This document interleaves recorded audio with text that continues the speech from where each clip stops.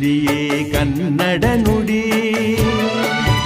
ನಾವಿರುವ ತಾಣವೇ ಗಂಧದ ಗುಡಿ, ಅಂದದ ಗುಡಿ ಗಂಧದ ಗುಡಿ, ಚಂದದ ಗುಡಿ ಶ್ರೀಗಂಧದ ಗುಡಿ. ಆಹಾಹಾ ಆಹಾಹಾ ಆಹಾಹಾ ಆಹಾಹಾ ಆಹಾಹಾ ಆಹಾಹಾ.